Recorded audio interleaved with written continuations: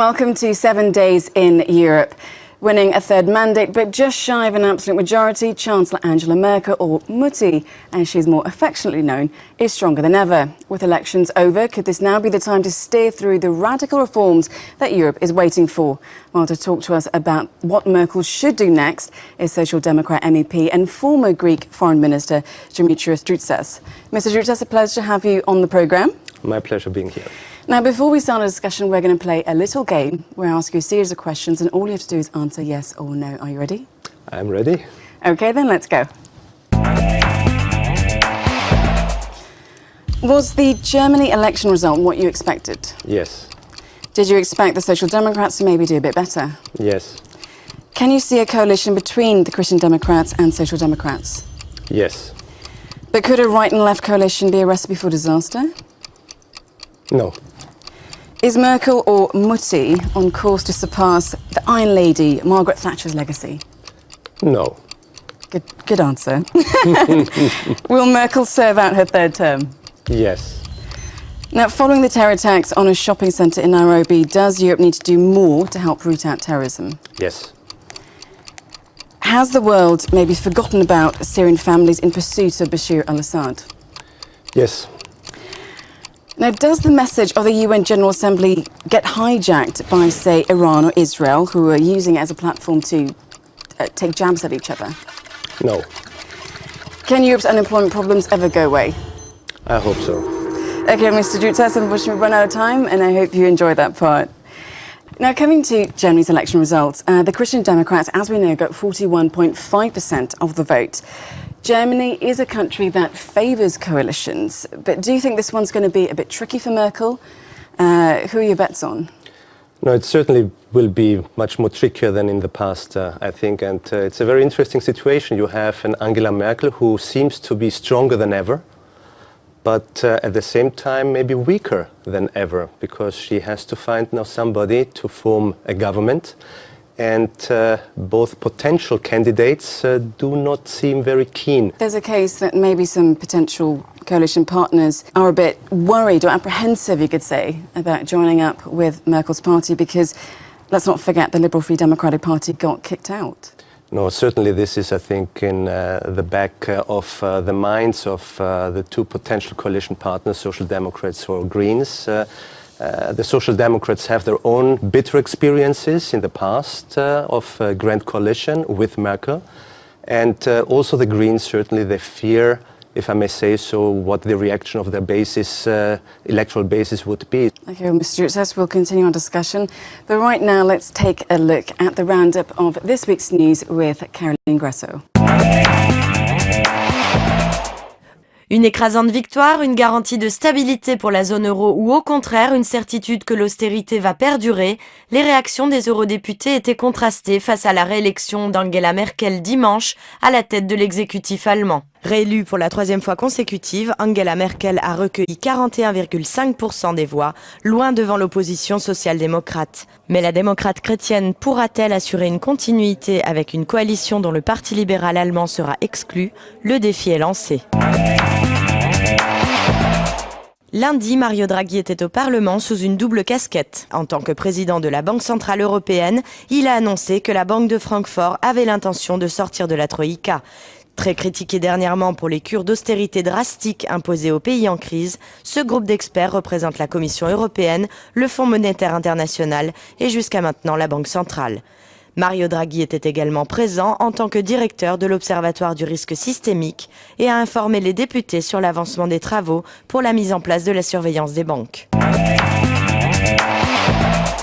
L'enquête sur les allégations d'espionnage de la part de l'autorité de surveillance américaine se poursuit. Mardi, les députés se sont intéressés à l'intrusion dans la base de données SWIFT, utilisée pour répertorier les données relatives au financement des activités terroristes. Les députés de la Commission des libertés ont également discuté avec des représentants de l'administration américaine et de la société civile, ainsi que des experts spécialisés dans les relations transatlantiques. You're watching 7 Days in Europe, and joining me in the studio is Greek Social Democrat MEP Dimitrios Droutsas. Now, with the German elections over, is it now time that we can push through big key reforms like the banking union? It is high time to do so. If we see finally a grand coalition between Christ Democrats and Social Democrats, then I very much hope that the ideas and principles of the Social Democrats will come into Germany's policy, also will change Angela Merkel's policy so far, and then that we will have much better results for Europe. And you talk about changing policies. Does that mean in relation to your country, Greece? Certainly, I think that Greece is the country that has most of the experiences now about the consequences of the policy driven by Angela Merkel. It is a policy that is characterized by rigid austerity and not too much for economic growth, not too much for combating unemployment, especially youth unemployment. If we do not trigger these keys, then I'm afraid we will not have the desired results. But does Germany hold the key to solving the debt crisis? I mean, not just for Greece, but for Europe-wide? I think we must be realistic. Of course, the European Union is not Germany alone, but Germany's influence is very big, and especially when deciding upon what is going to be in economic terms, in terms of financial aid for EU member states, then the voice of Germany is very, very strong. So if you want, yes, the key is in Germany's hand. But what do you expect from Germany specifically?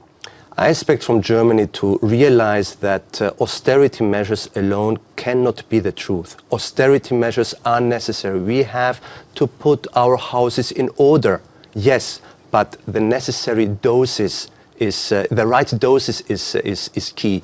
And until now, the German policy was driven by too much doses of austerity measures and too less doses of doing something to promote and to support economic growth. Now, changing gears, we saw in the news roundup, Parliament is conducting its own hearing into the NSA spying row. As a former Greek foreign minister, I mean, what's your take on the scandal? Let us be here honest and realistic. The means are not very, very high, but this whole thing, all these revelations were a wake-up call for Europe, for the European citizen, but especially for those in the European Union who are really dealing actively with what we call the data protection.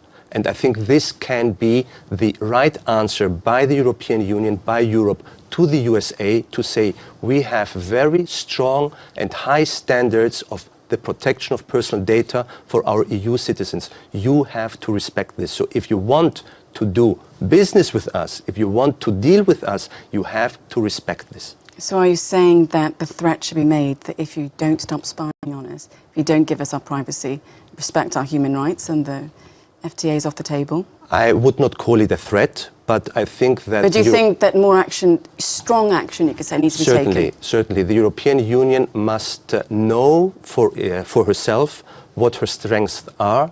We have to be self-conscious, and we have to step up to our responsibilities. We're having this inquiry, but is it actually going to lead to any real action? I want to be realistic.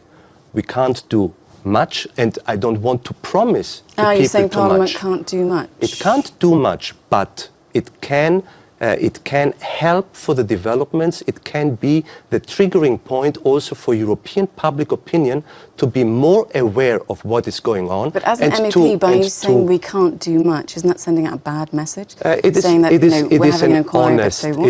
honest message. It is an honest message. And I think that nowadays what we are lacking in politics is real honesty. We are not a government. We are not able to talk directly with the US administration. This is what I mean when I say the European Parliament cannot do much. But I repeat once again, and I emphasize this, the symbolic role of the European Parliament and also of the hearing, the inquiry that the European Parliament is undertaking right now is very, very high, because this is also the necessary pressure to the European governments in the member states and also to the Council and also to the Commission to do their homework and their work in the right way, in the efficient way towards the US administration.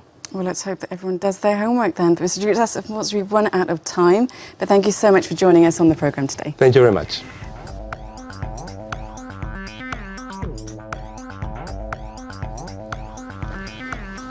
Hello. Welcome. You may not know this, but the French city Nantes currently holds the title of the Green Capital. Begun in 2010, the European Green Capital Scheme rewards green transport, green spaces and green ideas. It's easy to see why Nantes won. 60% of its land is agricultural. It has an abundance of green spaces and 15% of residents use public transport. But Nantes is a small EU city. What leap of imagination can it take to transform the big ideas of a small city to, say, London or Berlin? Well, to discuss that with me in the studio is German Green MEP Michael Cramer, who's also a member of Parliament's Transport Committee. Mr. Cramer, pleasure to have you on the programme. Now, before we get into our discussion, we're going to play a little game where I ask you a series of questions and all you have to do is answer yes or no. Are you ready? Yeah. OK, then let's go. Is London still deserving of the nickname the Big Smoke? It has changed a lot since the 60s, but not enough. Could London maybe win the Green City Award in the future? Yes, of course. So you're a fan of London? I'm a fan of London. Do you think that there should be a speed limit in Germany? Yeah, we need a speed limit all over the European Union, and the exception of Germany is not acceptable. Is enough being done to tackle air pollution in EU cities? No. Is enough being done to tackle air pollution in Brussels? Because today I have a terrible cough. No. Are big cities like London, Berlin, Madrid doing enough in terms of being more environmentally friendly? No. Does Greenpeace sometimes go too far with its protests? No. Are you in favour of fracking? No. Do you think we need to start charging people for using cars in big cities? We need a fair competition between all the modes of transport. So yes Either or no? everybody must pay or nobody. OK, well, unfortunately, Mr. Cramer, we've run out of time for that part. Hope you enjoyed it. Now, we've seen with this European Green Capital Award that going green isn't just a dream, it's something that's real. But the recipients of these awards are small cities. Nantes is a small city. Next year's recipient for 2015, Bristol, a city in the UK, that's a relatively small city as well. So can these ideas really be translated to big cities like Paris, like Berlin, like London? You must know that Berlin is a big city, but there are 23 districts, and those districts have their own capital and their own center, and therefore we can copy the other ones. For example, the district Neukölln has more than about 300,000 inhabitants, so you can compare it, but it is a big chance because there are 23 smaller cities altogether in Berlin, and therefore we can do change mobility, and that is necessary to fight against climate change, and that your children and their children have a perspective to live on this planet. We can save mobility and to protect the climate. But what ideas do you put in place into big cities to really make an impact? If you compare London, Paris and Berlin, those cities have a wonderful public transport system. And therefore we don't need a lot of cars there. And in Berlin, only 300 cars we have for 1,000 inhabitants. Or look at me, I have no cars in 30 years. But I'm not an exotic person, because every other household in Berlin has no car. That is the first one. You need alternatives. The second one, in the German cities, 90% of all the distances made by car are less than 6 kilometers. That is an ideal distance to change to bus, train. So is the German model the model that you'd like to impose across Europe? Yeah, that is reality, and I can't imagine that it is different in London or in Paris. The distances made by car are small, and that is ideal to change to bicycle, to go by foot, of course, bus and train as well. OK, Mr. Cramer, we'll continue our discussion, but first of all, let's take a look at this report on the city of Nantes. Réduire les émissions de gaz à effet de serre pour 2020, une belle idée en théorie. En pratique, la ville de Nantes en France s'est engagée sur cette voie, à tel point que l'Union européenne lui a décerné le titre de ville verte pour 2013. C'est secret, investir dans la mobilité via les transports en commun et dans la qualité de vie de ses habitants. Estelle, l'épouse d'Étienne, est déjà partie travailler en transport en commun pendant que lui va déposer leur fille à la crèche en bus. Depuis fin août, une nouvelle ligne de bus a été ouverte ici, donc le chronobus C5. Et il y en a toutes les 5 minutes ou 6 minutes en été, donc c'est vraiment bien. Pour les courses, ça se passe comment? Pour les courses, on prend généralement une voiture en location à l'heure. Donc c'est le service de location Marguerite qui propose des voitures en libre service dans la rue. Donc voilà. Maintenant, pour rentrer de la crèche, comme j'ai plus la poussette, je vais prendre le vélo. c'est plus pratique, ça va plus vite. Donc on va aller par là, il y a la station de vélo.